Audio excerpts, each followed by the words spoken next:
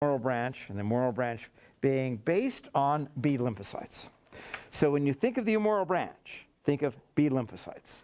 And these B lymphocytes are going to become, we're going to talk about their lineage. We're going to see that they're going to mature into plasma B cells. The plasma B cells are the main character in the humoral branch because these plasma B cells are going to be secreting antibody. And those antibodies are going to go out into the extracellular space and bind to the foreign proteins called antigens. And when these foreign proteins bind to the antigen, they form something known as an antigen-antibody complex. And this becomes an important idea about how that antigen-antibody complex forms and how that complex now, because the antibody is bound to the antigen, inactivates the antigen. So we'll talk a little bit about that. But the other major branch of adaptive immunity is the cellular branch. There are two cell types we're going to talk about here. One is called the CD4 cells. Remember, and I'll likely to have a question on this, CD4 cells are also known as T helper cells. So CD4 cells and T helper cells are the same thing. And what we'll see is that these CD4 cells can only recognize antigen fragments that are being expressed, being expressed on MHC2 proteins. So these CD4 cells are restricted in the kinds of cells they can interact with. They can only interact with those professional antigen presenting cells. And so what we'll see is that whenever you look at the cellular branch, think about the T cell receptor. The T cell receptor is going to be, I don't want to use the term because it's not really an antibody, but it's going to be recognizing foreign proteins in the cellular branch. In the humoral branch, the antibodies are released out into the extracellular environment. But in the cellular branch, these T cell receptors are transmembrane proteins. And as transmembrane proteins, what they're going to do is they're going to recognize antigen fragments presented on MHC2 proteins. So we'll talk about how that gets done. When these T helper cells recognize antigen fragments on a professional antigen presenting cell, the T helper cells release molecules called interleukins. The interleukins are these growth factors that interact between the T helper cell and the cell it's responding to. And in that case then, those interleukins are going to tell those cells to divide. We're going to talk about that particularly in terms of T helper cells and their interaction with naive B lymphocytes. You remember last time we talked about the naive T killer cells or T helper cells that come out of the red bone marrow but have to be monitored in the thymus for potency and efficacy. But here what we're going to see is that these cells, these CD4 cells, the cellular branch divides into CD4 cells and CD8 cells. The CD4 cells are going to bind to antigen fragments MHC2. The CD8, and when they do that, they're going to release interleukins that are going to tell the target cell to divide. CD8 cells are different. CD8 cells are also T lymphocytes. They've also come through the thymus. But CD8 cells will bind to antigen fragment presented on MHC1 proteins. Now, one of the great distinctions between MHC1 proteins and MHC2 proteins is that MHC1 proteins are on all nucleated cells, so they're everywhere. And these CD8 cells are out, they're out constantly scouting, they're constantly looking around, they're constantly monitoring for the potential of virus-infected cells. And when they see the potential of having a virus fragment, a fragment of viral protein on the surface, these CD8 cells will recognize that virus-infected cell and kill it. And we'll talk a little bit, if there's time, about how that gets done. But we have to drill down into the idea of antibodies and how we get specificity in the humoral branch. When you think about antibodies in your humoral branch, they're glycoproteins, they're secreted proteins. They're secreted from these mature B lymphocytes called plasma B cells. The antibody always has this common structure, at least the IgGs. And this common structure is that there are two heavy chains and two light chains. And we're going to talk about the structure of those two heavy chains and two light chains and how specificity is obtained by these particular proteins. The antibody function is going to be to bind to antigen and to inactivate the antigen.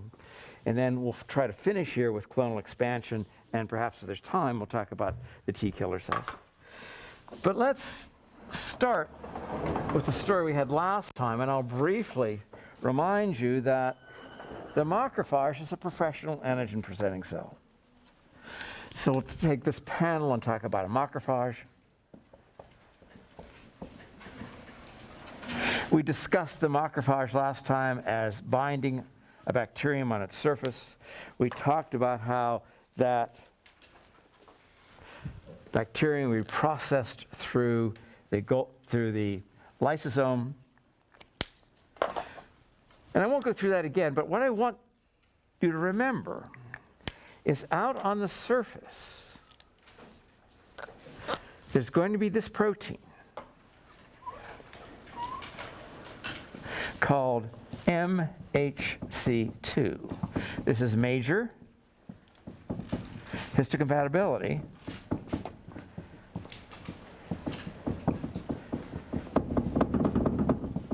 class 2 protein. Again, these are only found on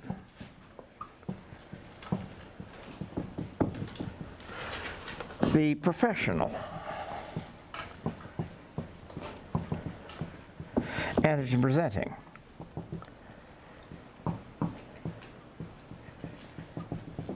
cells. And the professional antigen presenting cells are restricted to dendritic cells,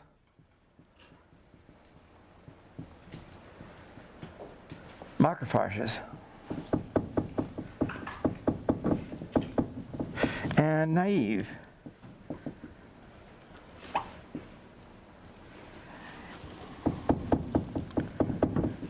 B lymphocytes.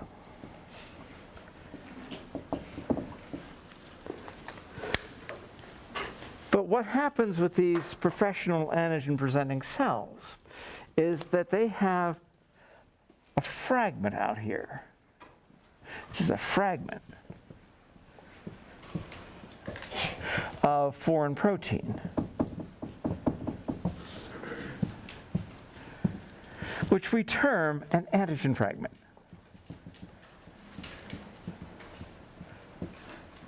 This antigen fragment is usually about 16 to 20 amino acids long.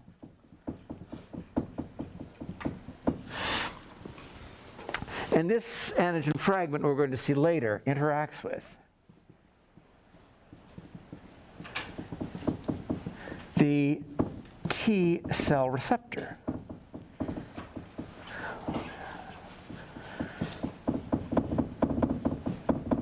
The T cell receptor of T helper cells, also known as CD4 cells.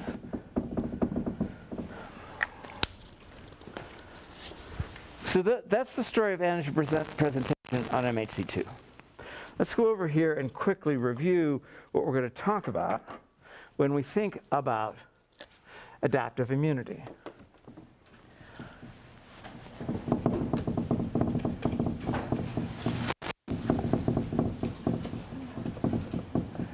Adaptive immunity comes in two flavors. It comes in the humoral branch,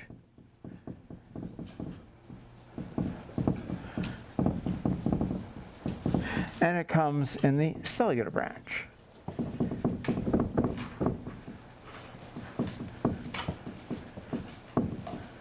Of course, this branch will be T lymphocytes. And this branch will be B lymphocytes.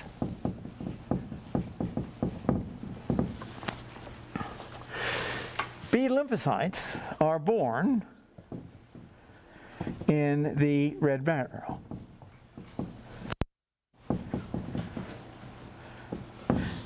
They mature in germinal regions.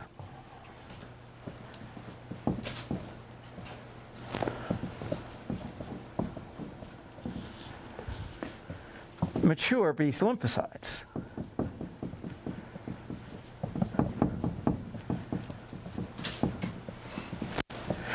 secrete antibody into the extracellular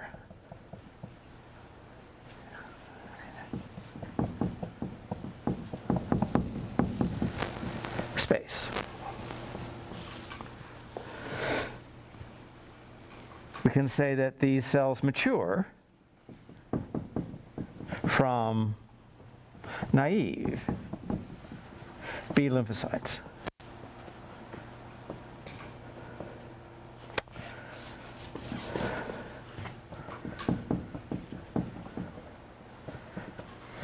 And then among these mature B lymphocytes, which secrete antibody, which I should give you a name for, these are called plasma.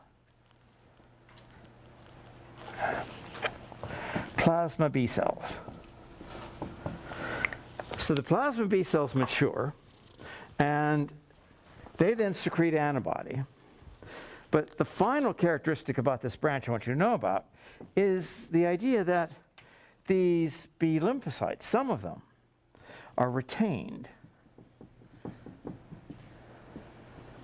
as memory B cells. I'll show you a slide in a little bit that shows how these antibodies are put into the plasma and how they change with time. But the T lymphocytes, the cellular branch, come in two varieties. One will be the T helper cells, and these are also known as CD4 cells. And the other type, which are called T killer cells, these are also known as CD8 cells. Now, in both cases, the T helper cell and the T killer cell, both of these guys, contain transmembrane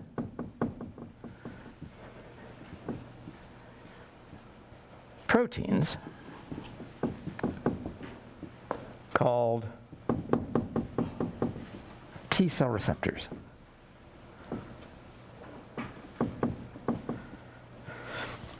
So both T helper cells and T killer cells express these proteins called T cell receptors.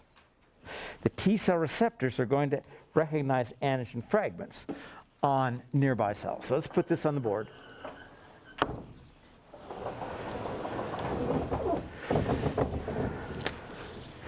T cell receptors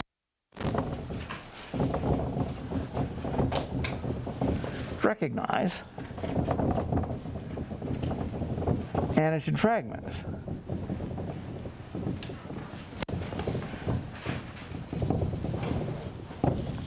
Expressed on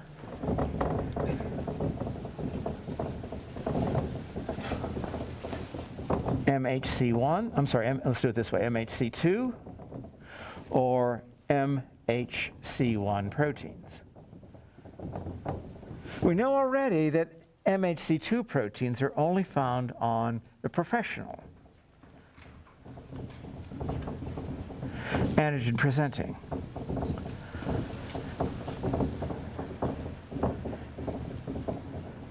cells.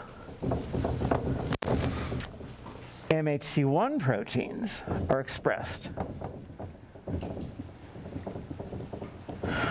on all nucleated cells.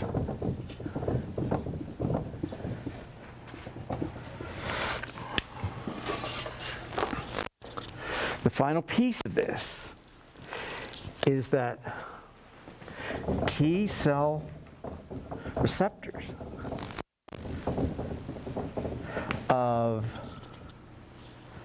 CD4 cells, you could also read this as T helpers,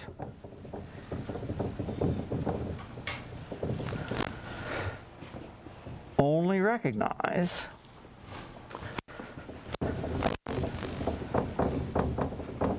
antigen fragment.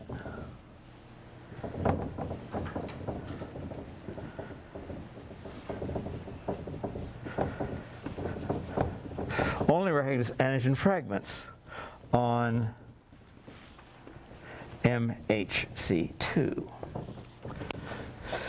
T cell receptors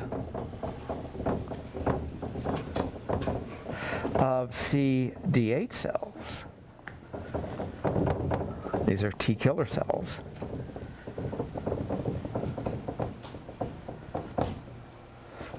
only recognize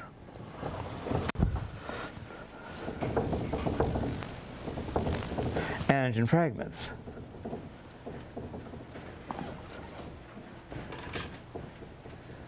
presented on MHC1 proteins.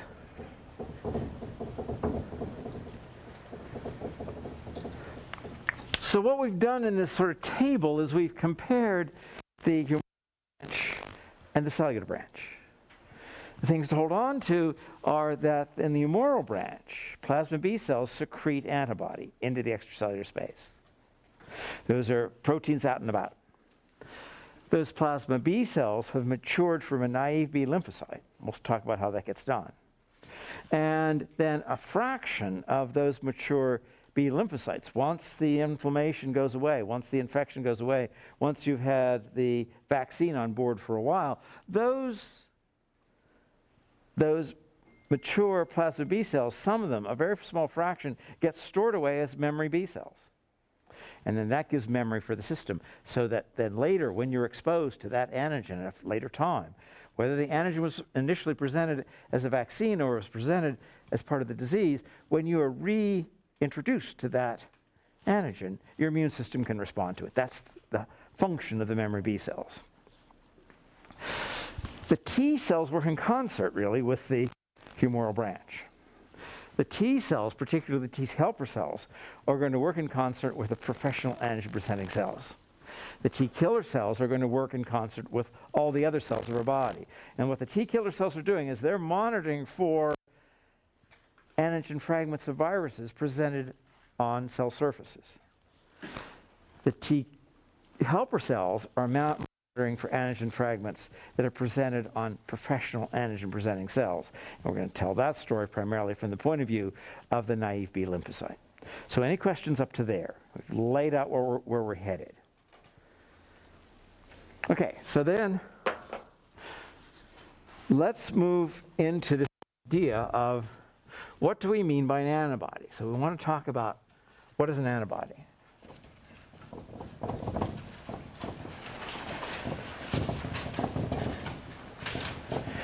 An antibody is a glycoprotein.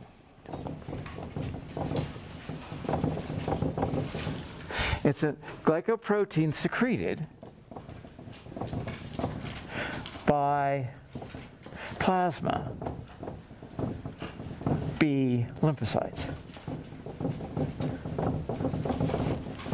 When we look at the molecular structure of the antibody, we're struck by how it's always so similar, and yet it has remarkable specificity.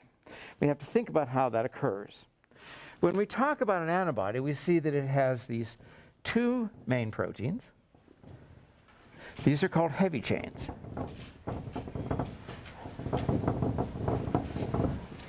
These two heavy chains are identical to one another. But it also contains two more proteins up here. These are called light chains.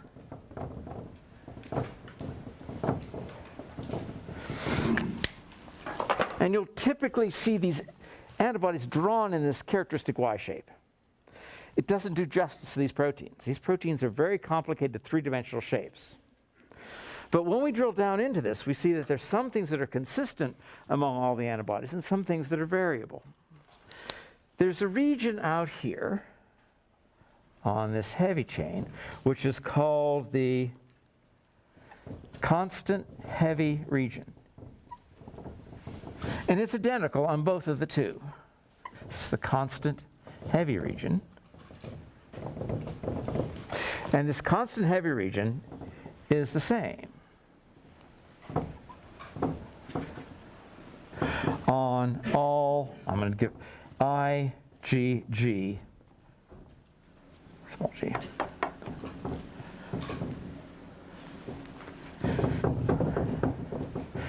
proteins. Now, if you take an immunology course, you'll find that there are IgAs and IgEs and IgMs. We're just talking about IgGs here. The IgG now has this constant heavy region. And out here with the light chains, it also contains a constant light region. And another one over here. I need to emphasize that what we see on this limb and what we see on this limb, those two are identical, always the same. So you have these two identical proteins tied together by disulfide bridges.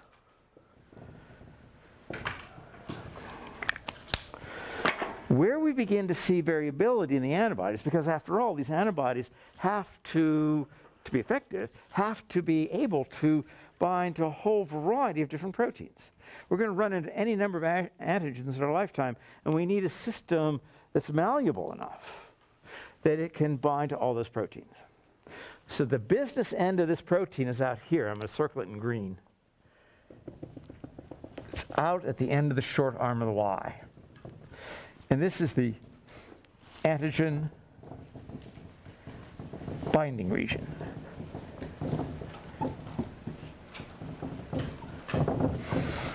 When we look at the tips of the long arm and the tips of the short arm, I'll put this in orange. We have out here on the long arm something known as the variable heavy region. And it's the same on the other side. This is variable heavy. And then similarly on the light chain, out here toward the tippy tip, there is the variable light chain. I should say the light chain region. And what we see on this branch is also the same amino acid sequence on this branch. So what's happening here is at the ends of the short arm of the Y, out here, we have a combination of the shape of the variable heavy region and the variable light region. That three-dimensional shape now can bind to a particular foreign protein, a particular antigen. Remember the story that binding of proteins to other components have to do with their three-dimensional shape. And this is the three-dimensional shape of this protein out here at the combination of the variable heavy and variable light, giving the three-dimensional shape which would be specific for a particular kind of antigen. So that's the structure of the molecule. And it's this end of the molecule that binds to antigen. Any questions there? Yes? Just so I have your picture clearly, there's a variable heavy region and a variable light region for each arm of the... There's a variable heavy and a variable light region for each short arm of the Y. Okay. But if you look at those two regions on the right side and the left side, they're identical to one another. Both the variable heavy and the variable light are identical on both sides. Okay? So now let's take a look at some pictures quickly. This first image is one, this is a picture that could have been taken about 1910. But it's an important idea because what it's showing is it's showing the concentration of antibody in the plasma. And then it's showing that concentration of antibody in the plasma with respect to when the organism was first exposed and then subsequently to time. So when we look at this, so this is time on the axis in days, and on the ordinate this is concentration in antibody. And what we'll see is that this first arrow is where we're first introduced to that antigen. Could be introduced by a disease, it could be introduced by a vaccine, but that's the initial introduction. Then it takes a period of time. You notice after the initial introduction to the foreign protein, we don't get a peak in the response until almost 2 weeks. That's why it takes about 10 days to 2 weeks after you get a vaccine before you're fully immunized. It's also probably why after you're introduced to a disease and you get sick, it's during that period of time you're mounting an immune response, and that's when you feel the worst. But this is the generation of the antibodies secreted by plasma B cells. And this reaches a peak around 10 to 14 days. And then the disease goes away. You've conquered the disease, and the disease goes away. Or if it's just a vaccine, the concentration of antibody in the extracellular space comes down. It'll remain sort of at a low level, what they call a standing titer, for quite some time. But now here, we expose the individual to the disease, or maybe even a booster shot. And when that happens, now you get a very rapid secondary response. The secondary response can build in a matter of a day or so. It's much stronger, and those antibody titers, the amount of antibody in the plasma, remains high for much, much longer. So this shows two things. First, it shows the initial generation of antibody. Then it shows the generation of antibodies from the secondary response. And the third important idea in this figure is the concept of memory. That is, there's a memory system here within the immune system where the immune system remembers having seen that antigen previously and mounts another response. So that's the secondary response. The next slide shows the concept of antigen-antibody binding. This big red blob is meant to be a protein. That's the antigen. But the antibodies are much smaller kinds of molecules. Here are the antibodies. And this is showing the short arm of the Y. The short arm of the Y has a particular three-dimensional shape which will bind to a subregion of this protein, usually only 16 to 20 amino acids. And each of these antibodies has two arms. So this is showing a region of the antigen bound at this site. There's another shape up here bound at this site. And we didn't get the shape into here. It was meant to be sort of this rounded V structure. And this should have a corresponding shape on the antigen. So that's the idea of antigen-antibody binding. And this is the picture of a proper antibody. So this is what I drew on the board. In the sort of lavender is the heavy chain. In the light blue and sort of gray color out here, this is the light chain. The light chain is held to the heavy chain by disulfide bonds. The heavy chains are held together by disulfide bonds. But the main idea is the variable heavy and the variable light, those amino acid sequences at the short arm of the Y, provide a three-dimensional shape which will be specific for the antigen to which this antibody will bind. So there's very high specificity between the antigen and the antibody. And the formation of the antigen-antibody complex requires an ideal fit between this three-dimensional shape in the short arm of the Y, the variable heavy and variable light region, and the target antigen. So the picture we just showed you, that diagram, that cartoon, is now demonstrated here by this three-dimensional shape at the short arm of the Y. And again, this is shown in 2 dimensions. So it doesn't give you a sense of how these light and heavy chains are wound around each other. It doesn't give you a sense of the three-dimensional shape of the protein. But the three-dimensional shape of the protein is essential for it to function.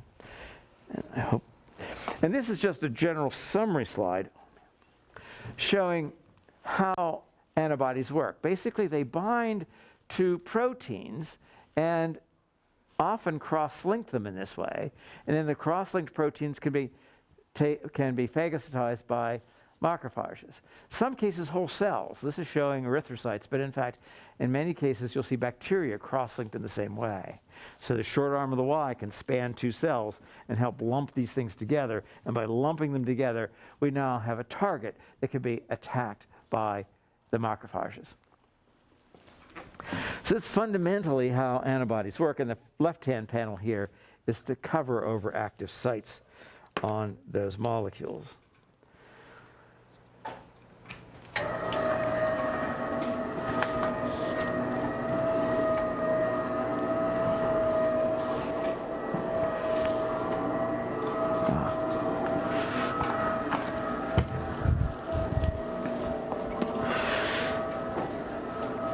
So now what we want to talk about is we want to come round to the idea of where these antibodies produced by the humoral branch of the immune system come from. So I'm going to take this panel, and I'm going to talk about the interaction between something known as a naive B lymphocyte. Now you remember from our discussion on Friday, we said that naive T cells came from the red bone marrow. Well, that's true as well for the B cells, except the B cells never pass through the thymus. They go directly to one of the germinal regions. And in the germinal regions, then these naive B lymphocytes interact with T helper cells and then proliferate in the germinal regions. So in this story, we're going to start out here, take this blue cell, and we're going to label this as a naive B lymphocyte, fresh out of the red bone marrow. Now, up to this point, I've emphasized the idea that antibodies are always secreted, but in these naive B lymphocytes, it's a different story. In these naive B lymphocytes, there are these transmembrane proteins as antibodies. So this is the antibody on a naive B lymphocyte.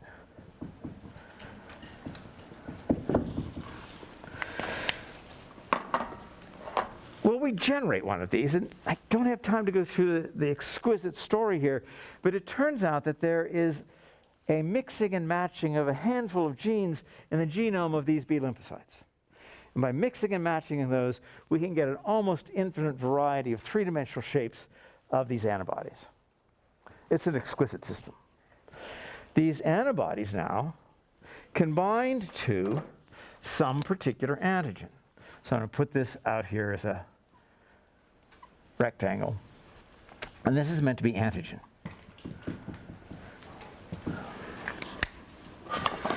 And the astonishing part of this whole system is the naive B lymphocyte generates the three-dimensional shape of its antibody pretty much randomly. It just generates this three-dimensional shape of the protein, puts it on its surface, and says, let's see what happens. Sends that naive B lymphocyte out into the germinal regions, and it sits in wait. It has a couple of weeks. And within this couple of weeks span, it binds the foreign protein of the antigen. There's a perfect three-dimensional shape fit between the antigen and the antibody. That now triggers this process of endocytosis. And what we're going to talk about here is the naive B lymphocyte as a professional antigen presenting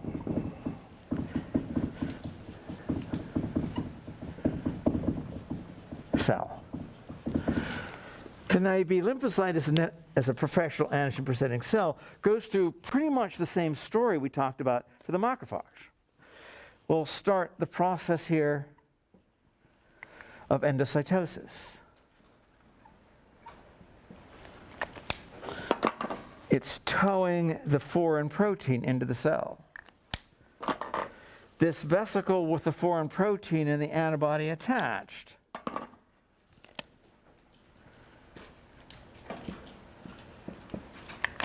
is now sent to the lysosome. So let's go now to the lysosome. And in the lysosome, when this vesicle fuses with the lysosome, remember in the lysosome there are all manner of those proteolytic enzymes. And so the antigen-antibody complex comes undone. The antigen goes into the lysosome, and the antigen is converted to antigen fragments.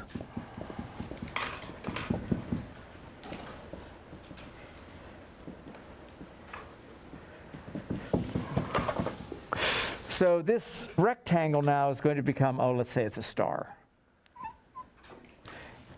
So this large protein is now converted into an antigen fragment that's no more than about 16 to 20 amino acids long.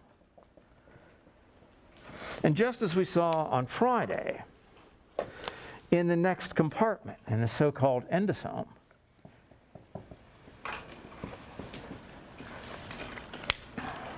the antigen fragment will be mounted onto the specialized protein called MHC2. Major histocompatibility,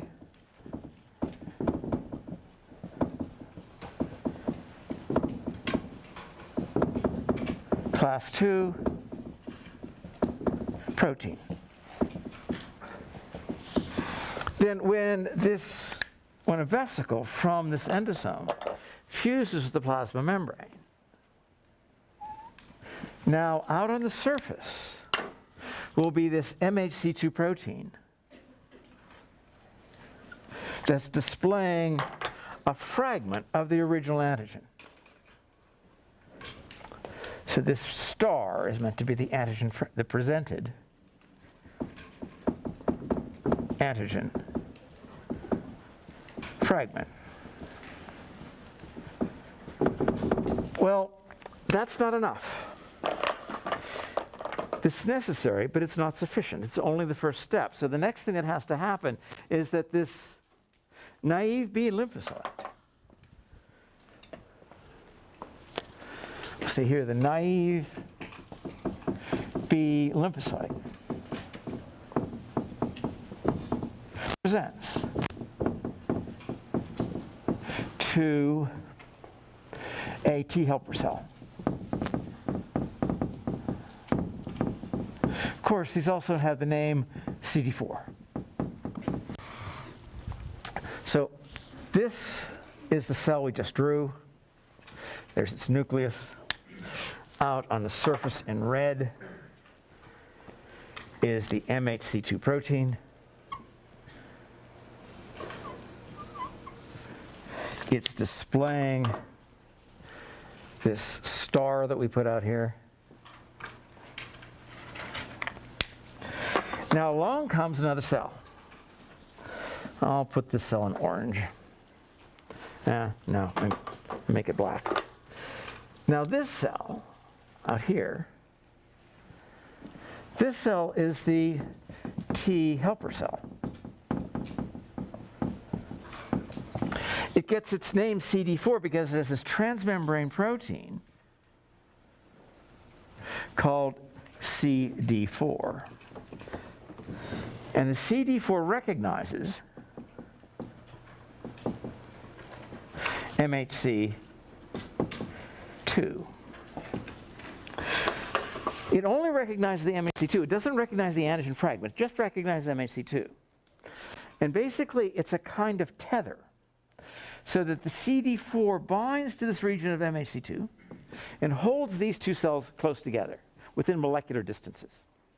So now this naive B lymphocyte and the T helper cell are nestled up one next to the other. Once nestled up one next to the other, the next character in this play is a protein out here. There are two of them. There's an alpha subunit and a beta subunit.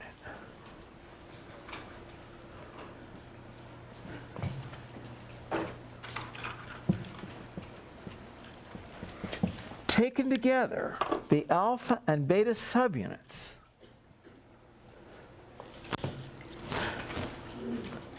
determine, the alpha and beta subunits taken together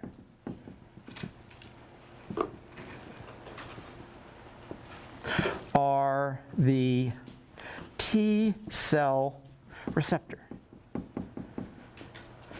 These T cell receptors, with their alpha and beta subunits out here at the very tips, they have a particular three-dimensional shape.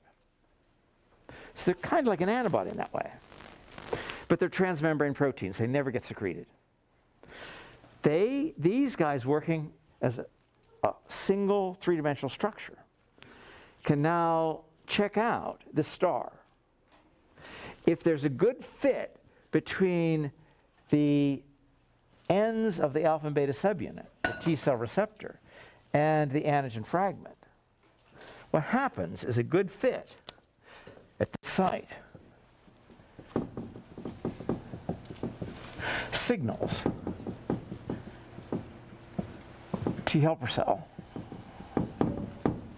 to secrete interleukins.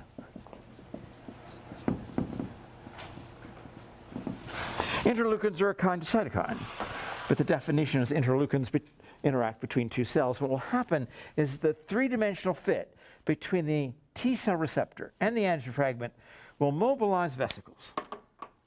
It brings vesicles right up to the surface of the membrane. When these vesicles fuse the plasma membrane, they release a protein called interleukin. Commonly, you'll see these IL-4 and IL-5. I think these are the ones working here. And then, over here on the naive B lymphocyte, there's another transmembrane protein called an interleukin receptor. When this interleukin, released from the T helper cell, binds to this interleukin receptor, this receptor-ligand interaction causes cell division. In the naive B cell.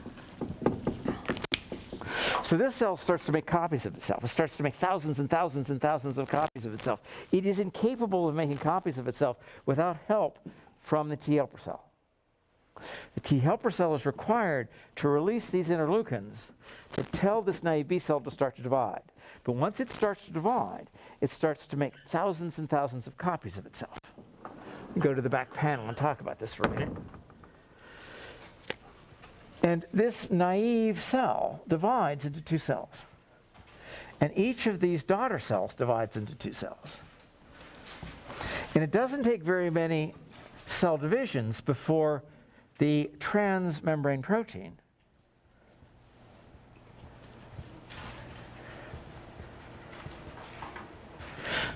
of the naive cell becomes a secreted protein.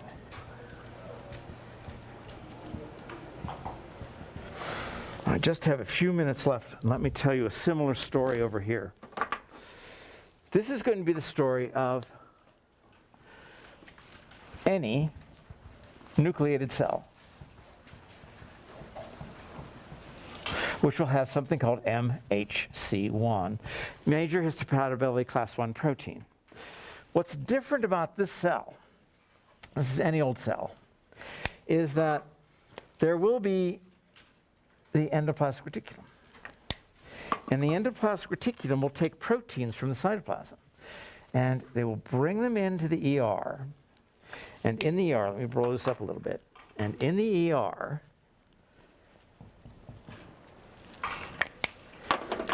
these proteins are digested into fragments.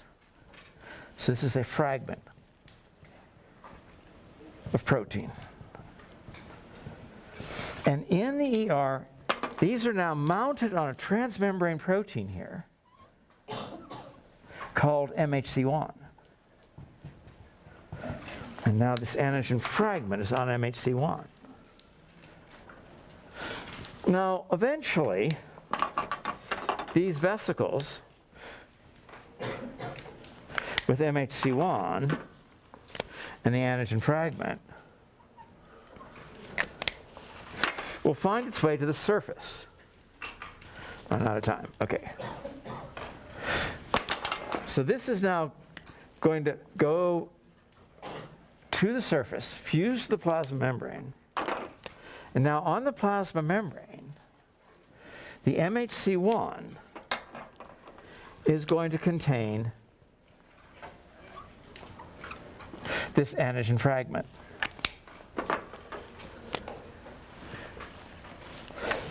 Now, to finish the story, what's going to happen is a CD8 cell is going to come along. These are the T killers. It has CD8, so it has this anchoring structure, this CD8. So to anchor that site, it too has a T cell receptor. And if the T cell receptor out here recognizes the fragment as foreign,